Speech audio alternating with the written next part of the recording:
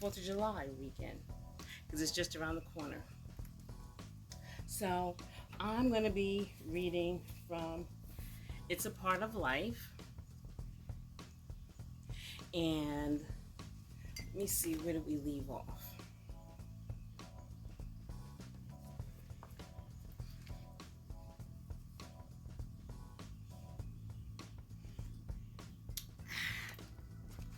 Okay, so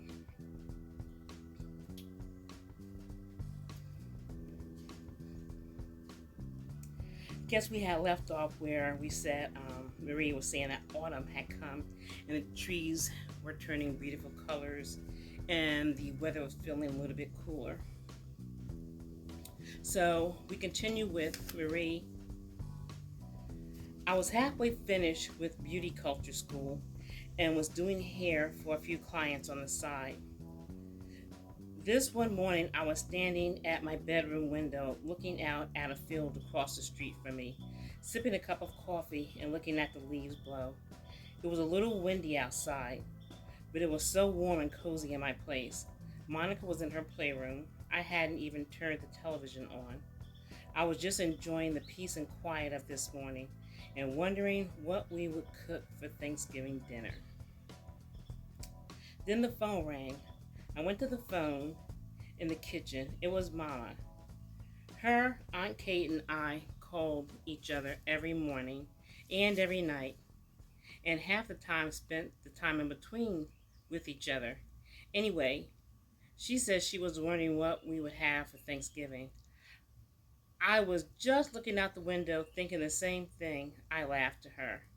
We basically have the same thing every year: turkey, gravy, stuffing, collard greens, candied yams, potato salad, turnips, and sweet potato and apple pie, I said. I'm going to have a ham this year, too. We have more people this year. Trina will make the potato salad. Paula will bake the ham. I'll do the turkey, greens, and stuffing. Your daddy will make the candy yams and pies, and you do the turnips and greens, Mama said. After the conversation, I got Monica and me ready for Mama to come get us. Her, Aunt Kate, Taz, Monica, and I were going to the food store to shop for the week and to pick up a few things, getting ready for the holiday. Monica had her little coat, hat, and gloves on. I had my coat by the door, so as soon as the horn blew, we dashed down the stairs from my semi-project apartment. Aunt Kate and Taz were already with Mama, and off we went to shop on this cool, breezy day. I'm going to be honest. After we had done all that running from store to store, by the time we got back to my parents', we were exhausted. We had picked up some cooked food for dinner because our feet and legs were hurting before we even finished shopping. As we pulled up in the driveway, Mama blew the horn for help unloading the car. Alan and Papa came out to get the bags. I took Monica inside to let her take a short nap and to call this new guy I was singing. I had met a new guy. His name was Corey. The thing with this guy, he was fine, yet something wasn't just right. I mean, he was really a sweetheart, but something lurked wrong in the background. I couldn't put my finger on it to prove it to myself if I was wrong or not. I figured until I was sure about this, I could give him the benefit of the doubt, but take it slow. Corey and I made some plans for tomorrow afternoon, so I told Mama I need her to keep an eye on Monica tomorrow. I knew she'd say okay. We were here all the time anyway. Excuse me, thirsty.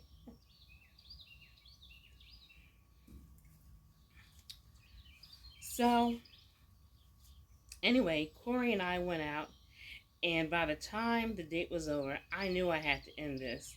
I still couldn't put two and two together, but I knew if I did the math, it wouldn't come out to equal 4. I came out and told him that he was a very nice guy, but I wasn't ready for a relationship. I needed more time to myself to regroup, and he understood. Then he told me when I was ready to please call him. Shadesy. Yeah, that's my cat. She's over here. Like I had said, I love this time of year.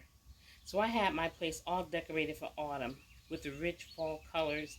My table was set like it was ready to serve a major Thanksgiving holiday feast. Now there were only 2 more days until Thanksgiving. So I started cooking some food for Monica and me to have here at our place the day after Thanksgiving. You know, you have to have some leftovers from the meal. I was so glad we were out of school for the next couple of days. I needed the rest, and life had me tired. Nothing in particular was going on, just everyday life had me tired. The day before Thanksgiving was a rainy, cold, breezy day. Mama had dropped Taz off to me. Taz and Monica were in the playroom all day, while I laid on the sofa, sipped on some vodka and orange juice while cooking all day. The apartment smelled so good, and it was warm and cozy in here. As you know, Thanksgiving Day came and the family spent the day together, giving thanks, eating, watching football, and sleeping. So now Alan says, Thanksgiving was fun as usual. It reminded me of when we were growing up and all living at home. I guess if we hadn't gotten married, we wouldn't have moved out.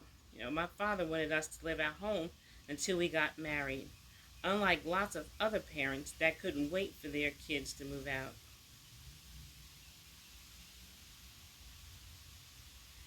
Trina and I were doing okay. I hadn't seen Debbie again, and Trina and my anniversary was just around the corner.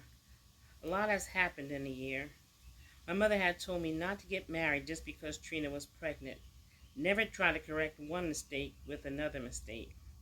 I married Trina because I loved her, and her being pregnant gave the extra little nudge I needed to ask her to marry me.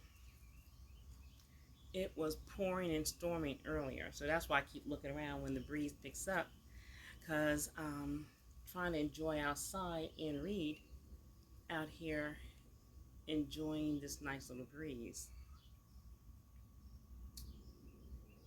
Anyway, I was thinking all this while I looked at her asleep in the chair. Any minute now, she would wake up and swear she wasn't asleep. Yeah, that's her ritual. It was about a week before our anniversary and Christmas.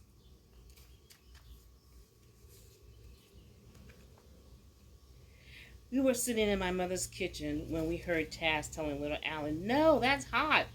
Don't touch that." Then a pop sound. Then another pop sound. We jumped up to run into the living room and get this baby and see what was going on. We ran to where they were, and he was popping the Christmas lights on the tree with his bare little hand. He had no cuts or blood. By now, it was so good to him, he was pulling the Christmas tree down, and it was about to fall on him, and he didn't even realize it. Trina grabbed him, and I caught the tree before it hit the floor. We were amazed he could crush the light bulbs with his little hand. First of all, the heat should have stopped him.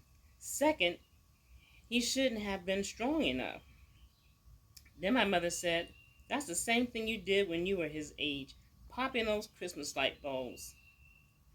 On Christmas Eve, which is our anniversary, we had made arrangements for the baby to stay with my mother. We both love Chinese food, so we went into this nice Chinese restaurant that looked like it was in China. The place was really nice.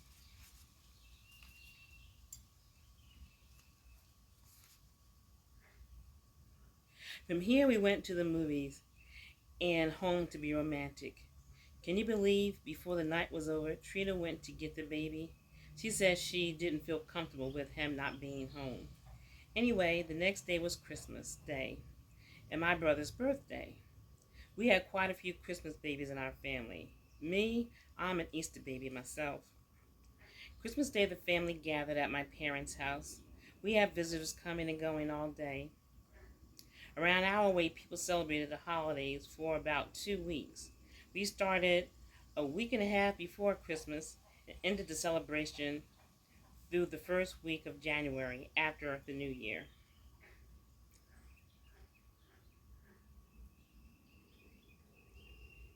Family homemade wines were among our festive dishes.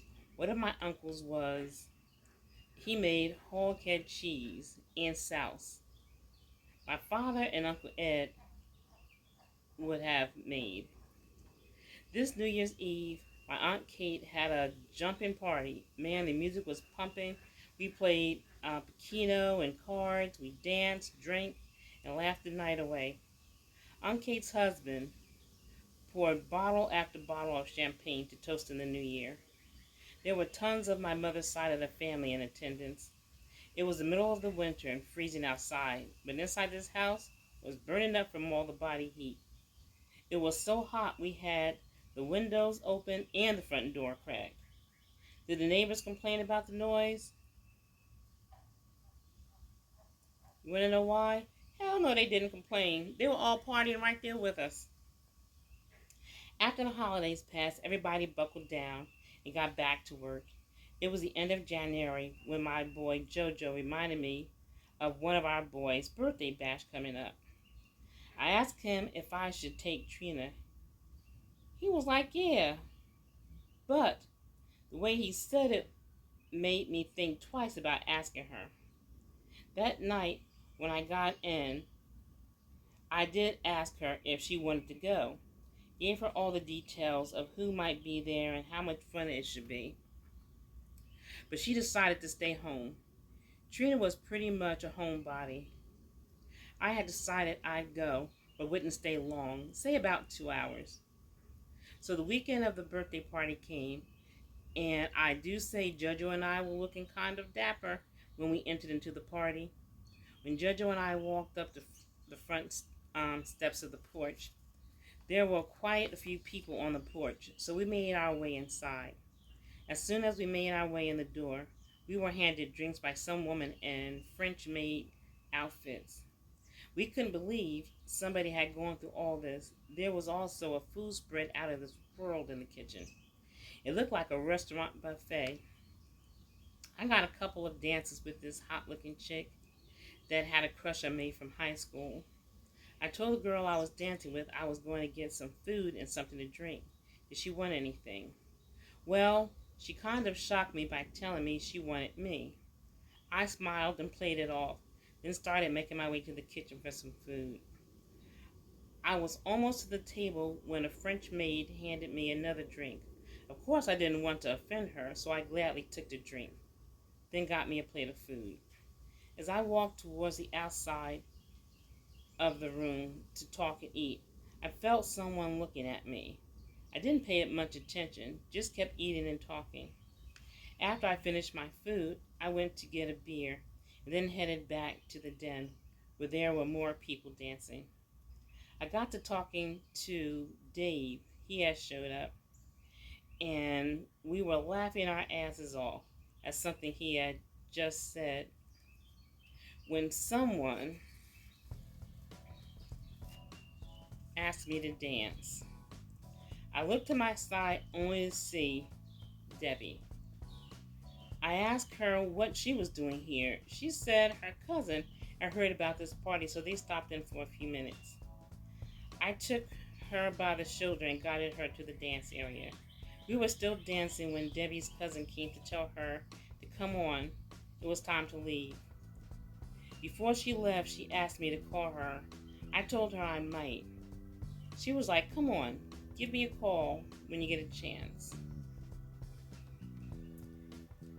And so we'll stop right there. And just like life does, sometimes it puts you in a situation of temptation. And then we have to make that decision of what we're going to do. So don't forget, everything you do has repercussions. And I thank you for joining me. I hope you have a great day and a safe and happy holiday. And again, I thank you for joining. I hope you subscribe. I would greatly appreciate it. And I hope you are enjoying the story. Love and peace to you all.